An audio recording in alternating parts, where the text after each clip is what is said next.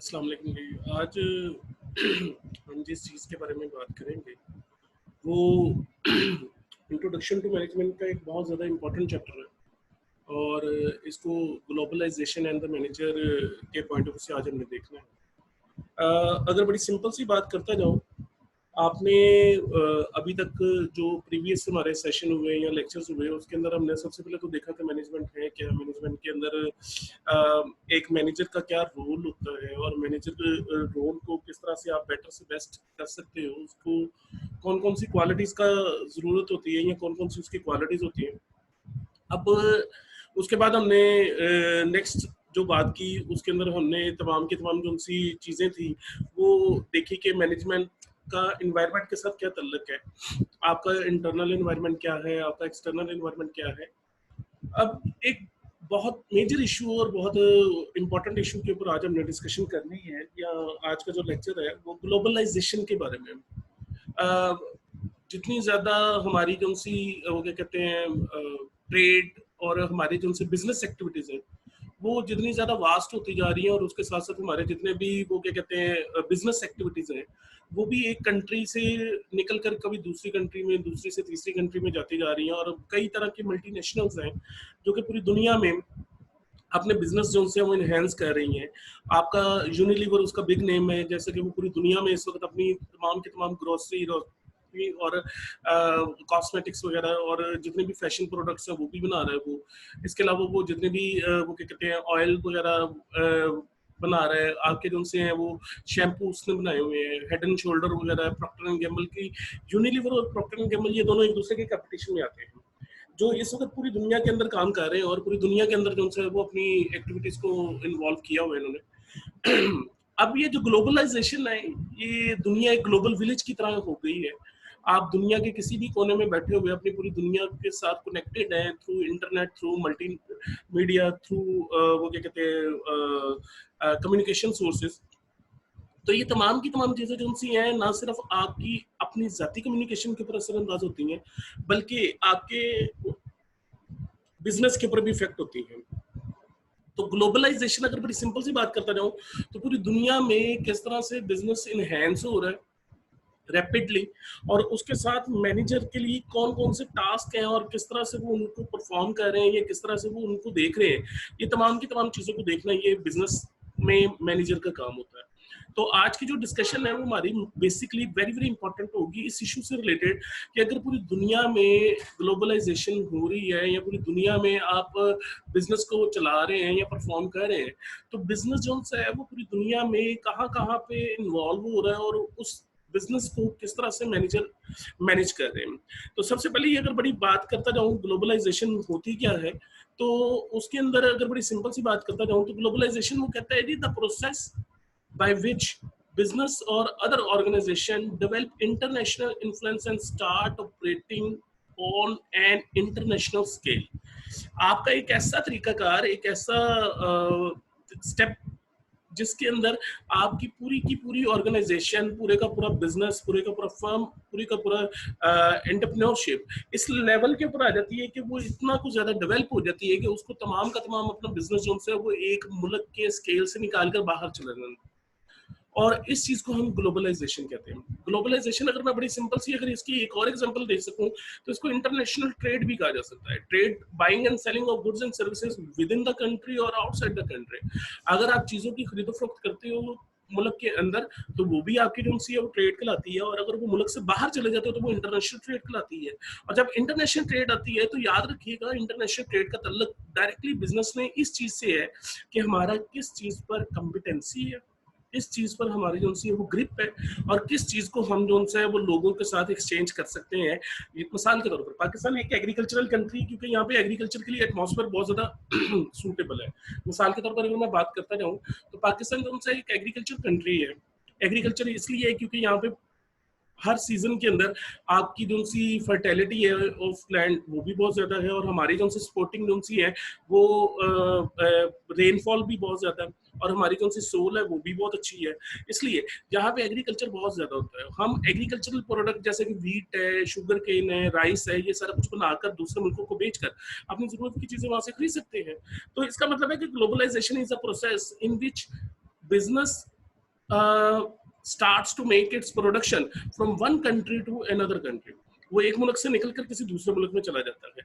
अब जब जाहिर बात है जिस वक्त आप किसी दूसरे मुल्क में जाते हो तो वहाँ का कल्चर, वहाँ की वो क्या कहते हैं रस्म रिवाज, उनका सकाफत, वो सारा कुछ एक दूसरे से डिफर होता है और इसी तमाम चीज को जो सा है वो मैनेज करना एक मैनेजर का काम होता है। तो वो कहता है कि अगर इसके अंदर देखा जाए तो वो कौन सी ज्यादा इंपॉर्टेंट चीजें हैं जो एक्सेलरेट करती हैं ग्लोबलाइजेशन में।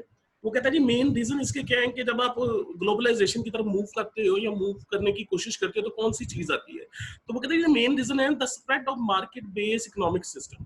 हमारे यहाँ पे इकोनॉमिक जो सी है वो बहुत ज्यादा वास्ट होती जा रही है। हमें आजकल दुनिया में हर एक को नई से नई और ब्रांडेड चीज चाहिए होती है और वो सिर्फ इंटरनेशनल ट्रेड की वजह से मुमकिन है। इंटरनेशनल ट्रेड, अब मैंने जैसे पहले भी डिफाइन किया कि इंटरनेशनल ट्रेड है कि the buying and selling of goods and services. ना सिर्फ अशिया को बेचा जाता है बल्कि सर्विसेज को भी बेचा जाता है। मिसाल के तौर पर आपके कई डॉक्टर बाहर जाके परफॉर्म करते हैं, आपके वकील, आपके इंजीनियर यहाँ पे पढ़ते हैं और पढ़ने के बाद वो किसी दूसरे मुल्क में जाते हैं और जाकर वहां पर परफॉर्म कर रहे होते हैं। तो वहां पे उनका जो परफॉर्म करना होता है वो इस चीज के लिए होता है क्योंकि वो गुड्स के साथ साथ हम सर्विसेज भी देते हैं। तो इंटरनेशनल ट्रेड जो सी है या फॉरेन डायरेक्ट इन्वेस्टमेंट है, बाहर से जो लोग यहाँ पे आकर इन्वेस्ट करते हैं। पाकिस्तान में कई ऐसी इंडस्ट्रीज हैं जिनमें चाइना ने इन्वेस्ट किया हुआ है, तुर्की ने इन्वेस्ट किया हुआ है, अमेरिका ने इन्वेस्ट किया हुआ है, यूएसएड से कई प्रोग्राम चल रहे हैं। तो ये जो मार्केट है इसकी इकोनॉमिक में आपकी बहुत ज्यादा वास्ट होती जा रही है, बहुत ज्यादा फैलती जा रही है इस चीज को कंट्रोल करने के लिए। सेकंड है the decline of the barriers of international trade and foreign direct investment. आपकी जो इंटरनेशनल ट्रेड है वो तमाम की तमाम लेवल के ऊपर, अगर मैं बड़ी सिंपल सी बात करता जाऊँ, वो तमाम के तमाम लेवल पे इतनी कुछ ज्यादा वास्ट हो चुकी हुई है कि आप किसी भी बंदे को कंपटीशन करने में उसको दो तरह के कंपटीटर्स का सामना है, एक उसको मुल्की और एक दूसरे गैर मुल्की है। मिसाल के तौर पर अगर मैं बात करूं तो आपको अगर लेट्स सपोज क्या कहते हैं मैन्युफैक्चरिंग करना शुरू कर देते हैं किसी भी प्रोडक्ट की, आप भाईजान अगर कॉटन से कपड़ा बनाना शुरू कर देते हैं ना, तो वो कपड़ा ना सिर्फ आपको पाकिस्तान के अंदर बल्कि पाकिस्तान से बाहर से जिनसे आ रहे हैं कपड़ा बेचने के लिए, उन तमाम के साथ भी कंपटीशन करना पड़ेगा। इसके बाद अगली बात जो कह रहा है the falling cost of communication and transportation. मैंने भी बोला कि हमारा जो सी पूरी दुनिया वही ग्लोबल विलेज की तरह बन गई है और उसका रीजन ये है कि हमने तमाम के तमाम जो सी इकोनॉमी है उसके अंदर एक चीज जो सबसे ज्यादा इंपॉर्टेंट थी वो क्या थी, कम्युनिकेशन, और दूसरे नंबर पर ट्रांसपोर्टेशन। आपने दुनिया में कोई भी चीज लाकर बेचनी हो उसके अंदर जो सबसे ज्यादा इंपॉर्टेंट कॉस्ट होती है वो ट्रांसपोर्टेशन की होती है। और मेरे ख्याल से ट्रांसपोर्टेशन कॉस्ट जो होती है वो जितनी मिनिमाइज कर लोगे प्रॉफिट मार्जिन उतना बढ़ जाएगा। अगर आप 2 की चीज 8 रुपए में मार्केट में लाकर बेच रहे हो तो उसमें 6 या 5 रुपए आपकी ट्रांसपोर्टेशन की होती है और ट्रांसपोर्टेशन जितनी कम हो जाएगी, इसलिए याद रखिएगा ट्रेड जो सी वो 3 बड़े जरियों से हो सकती है, by air, by road, by sea. ठीक है, पाकिस्तान को अगर देखा जाए तो वो चाइना के साथ इसलिए उसकी ज्यादा ट्रेड अच्छी रहती है क्योंकि वो क्या कहते हैं बाय रोड हो जाती है। आप जिस वक्त अपने मगरबी ममालिक की बात करते हैं, यूरोप की, चाइना से हटकर, तो वहां तक आपकी जो सी है ट्रेड जो सी है वो बाय सी हो जाती है। इसके बाद अगर इंडिया के साथ ट्रेड देखें, हमारे इंडिया के साथ वैसे ताल्लुक ठीक नहीं है, मगर इंडिया के साथ अगर ट्रेड देखूं तो सबसे ज्यादा इंपॉर्टेंट है क्योंकि हमारा बॉर्डर का बहुत बड़ा हिस्सा जो खुश्की का वो किसके साथ लगता है, इंडिया के साथ। तो इंडिया के साथ हमारी बाय रोड ट्रांसपोर्टेशन सस्ती पड़ेगी और ऑटोमेटिकली वहां से चीज लाकर आप में आसानी से और बहुत कम दाम पे बेच सकते हैं। तो ये 3 चीजें हैं, एक तो मार्केट हमारी वास्ट होती जाती है, उसके बाद इंटरनेशनल ट्रेड के जो बैरियर्स हैं वो कम होते जाते हैं और तीसरे नंबर पे कॉस्ट मिनिमाइजेशन हो जाती है। तो ये 3 चीजें आपको ग्लोबलाइजेशन या इंटरनेशनल ट्रेड की तरफ लेकर जाती है। अब इसके अंदर अगर बड़ी सिंपल सी बात करता जाऊं, अगला जो कंसेप्ट आता है वो आता है मार्केट इकोनॉमी का। याद रखिएगा कि जब भी आपने ग्लोबलाइजेशन के प्रोसीजर की बात करनी है तो सबसे पहले आप ये देखते हो कि what will be the market economy. Market economy का अगर बड़ी सिंपल सी बात कर दो तो आपने कहीं पे भी कोई कारोबार शुरू करना होता है तो सबसे पहले ये देखते हो कि यार इस कारोबार का मार्जिन क्या है, इस कारोबार का कल को स्कोप क्या होगा, क्या ये कारोबार कल को मैं करूं तो क्या मुझे वो प्रॉफिट देगा या नहीं देगा, वो इर्द गिर्द के सिनेरियो से भी पता चल सकता है। और मेरे ख्याल से आपने जिस तरह मैनेजमेंट का प्रोसीजर शुरू किया था तो मैनेजर के बारे में आपने बात की थी कि मैनेजमेंट में सबसे पहले आप क्या करते हो, क्या कहते हैं कंट्रोलिंग होती है, लीडिंग होती है, प्लानिंग होती है, ऑर्गेनाइजिंग होती है। सबसे पहले प्लान किया जाता है, प्लान करने के लिए आप तमाम चीजों को देखते हो। तो उसमें सबसे ज्यादा इंपॉर्टेंट एक चीज आ जाती है कि मार्केट क्या है। मार्केट बड़ा सिंपल सा अगर बात करते हैं तो आपका यूजर जो है वो आपसे क्या चीज डिमांड कर रहा है, उसकी क्या रिक्वायरमेंट है, ये सारी की सारी चीज मार्केट इकोनॉमी होती है। यानी कि बिजनेस का मार्केट के अंदर क्या स्कोप होगा और वो कल को प्रॉफिटेबल होगा या नहीं होगा, इस चीज को देखना ही मार्केट इकोनॉमी होती है। तो वो कहते हैं mostly business are privately owned, ज्यादा बिजनेस इस तरह की इकोनॉमी में प्राइवेट होंगे क्योंकि ज्यादा लोग इन्वेस्ट करके ज्यादा मार्जिन हासिल करेंगे और उससे फिर वो ज्यादा से ज्यादा इन्वेस्टमेंट करेंगे आपके कारोबार में। फिर वो कहते हैं कि prices are set by the international of supply and demand. मेरे ख्याल से याद रखिएगा, जब भी आपने किसी चीज की प्राइस को डिटरमिन करना होता है तो ये देखा जाता है what will be demand and what will be the supply. Market में बेचने वाला जिस चीज को बेचने के लिए तैयार है, क्या उतनी पे वो खरीदने वाले के लिए भी पॉसिबल है या नहीं है। खरीदार जितनी चीज की पैसे देगा उतने के ऊपर ही आप चीज को बेचेंगे। जैसे मैं अगर मार्केट में जाता हूँ, जाकर मैं किसी चीज का रेट लेता हूँ, कहता है 1000 रुपये, मैं उसको कहता हूँ नहीं यार मैं 800 रुपया दूंगा, तो ऑटोमेटिकली बार्गेन करते करते वो 850 या 900 के ऊपर जब डन हो जाती है तो ऑटोमेटिकली मैंने डिमांड किया 900 पे और उसने सप्लाई की 900 पे, तो तभी वो चीज ट्रांजेक्शन में कन्वर्ट होती है। तो याद रखिएगा प्राइसेस सेट हमेशा डिमांड और सप्लाई की फोर्सेस से होती है। फिर याद रखिएगा जब भी आप किसी दूसरी इकोनॉमी में जाते हैं तो वहां के लिए सबसे ज्यादा इंपॉर्टेंट होते हैं गवर्नमेंट रेगुलेशन। गवर्नमेंट ने क्या कवानीन बनाए हुए हैं, गवर्नमेंट ने किन कवानीन के तहत आपको कोई कारोबार रन करने की इजाजत देनी है। तो वो कहते हैं government regulation is limited to ensuring that the competition between the individual enterprise is free and fair and that the system does not produce outcome जज टू बी अनएक्सेप्टेबल। पाकिस्तान में आप कोई भी ऐसा काम नहीं कर सकते जो कि पाकिस्तान की इकोनॉमी में नुकसान का बायस बनेगा, पाकिस्तान की गवर्नमेंट के बनाए हुए रूल्स एंड रेगुलेशन के खिलाफ होगा। तो याद रखिएगा आपने 3 चीजों को जरूर उसमें जज करना होता है कि पहली बात, ऐसी इकोनॉमी के अंदर ज्यादातर बिजनेस जो है वो प्राइवेटली ओन्ड होते हैं। सेकंड, वो इंटरनेशनल में हो या नेशनल में हो, वो डिमांड और सप्लाई की वजह से उसकी कीमत जज होगी। और तीसरे नंबर पे गवर्नमेंट रेगुलेशंस आप जरूर देखोगे।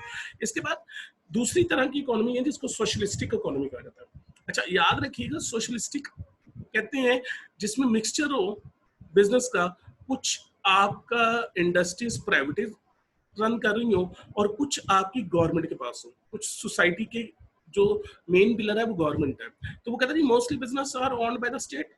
इसमें आमतौर पर जो बड़े बड़े बिजनेस होते हैं, जैसे कि पाकिस्तान की अगर बात करता जाऊँ तो पाकिस्तान में जैसे बड़े बड़े बिजनेस हैं, पीआईए है, पाकिस्तान स्टील मिल है, पाकिस्तान रेलवे है, पाकिस्तान वापडा है, सुई नॉर्दर्न गैस पाइपलाइन है, इन तमाम बिजनेसेस की जो ऑनरशिप है वो किसके पास है, स्टेट के पास है। और जो प्राइवेट प्रोड्यूसर है were excluded from the certain industries and the commercial activities. वो आमतौर पर जो प्राइवेट सेक्टर होता है उसको इसमें कम से कम इंडस्ट्रियल और कमर्शियल एक्टिविटीज में इन्वॉल्व किया जाता है। और आमतौर पर जो कीमत होती है वो सेट बाय द स्टेट्स होती है। मिसाल के तौर पर आपने जब भी पाकिस्तान के अंदर बात करूं तो गंदम की इस वक्त कटाई हो रही है, तो गंदम की कौन सी प्राइस है वो सेट बाय द गवर्नमेंट होगी, ठीक है। अगर वो उससे ज्यादा चार्ज करेंगे तो ऑटोमेटिकली उसको फाइन होगा। इसी तरह आपने देखा होगा कि डिफरेंट किस्म की रेट लिस्ट आती हैं, वो मुख्तलिफ किस्म की, जैसे डेयरी फार्मिंग के डेली लिस्ट आती है कि आपका जो सी ब्रायलर का गोश्त है वो कितने का बिकेगा, इसी तरह आपकी जो सी है वो सब्जियां कितने की होंगी, दालें कितने की होंगी।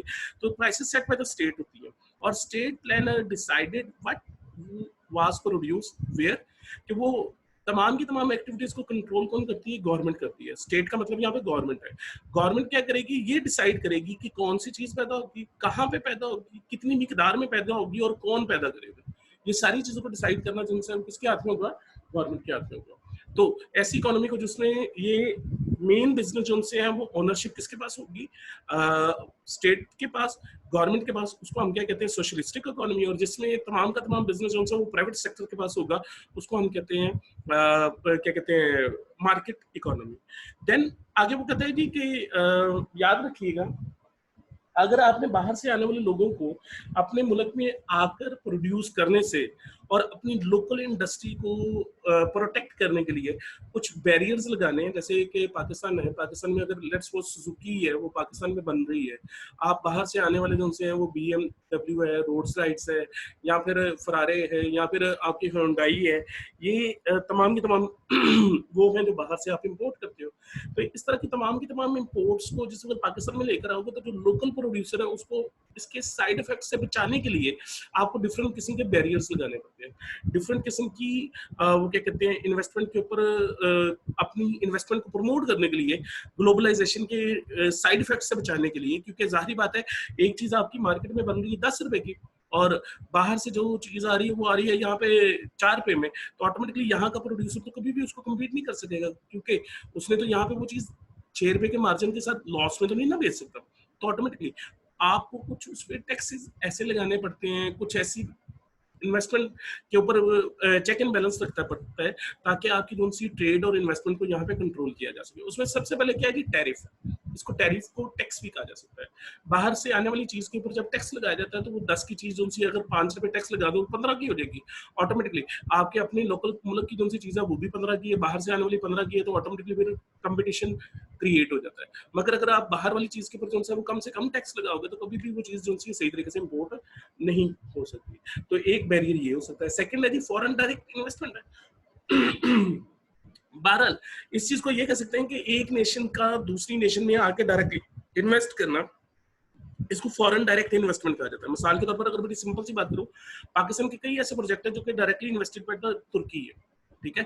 पाकिस्तान में जो रिंग रोड बना इसके अंदर तुर्की की इन्वेस्टमेंट है, पाकिस्तान के अंदर जो मेट्रो बना उसमें तुर्की की इन्वेस्टमेंट है। इसी तरह पाकिस्तान के अंदर डिफरेंट किस्म के जिनसे प्रोजेक्ट्स हैं, डैम्स बन रहे हैं, उनमें चाइना की इन्वेस्टमेंट है, तो इनमें फॉरेन डायरेक्ट इन्वेस्टमेंट आ जाती है। फिर वो कहते हैं कुछ कोटाज मुकर्रर कर दिए जाते हैं। कोटा कहते हैं लिमिट को, आपने बाहर चीज को भेजनी है, कितनी मिकदार में भेजनी है, या बाहर से चीजों को बुलाना है या मंगवाना है, तो वो कितनी मिकदार में मंगवाना है, ये चीज आपके लिए जो उनसे कहलाती है, ये आपके लिए कोटा कहलाता है। तो वो कहता है कि a limit on the number of items of the goods that we import from a foreign nation.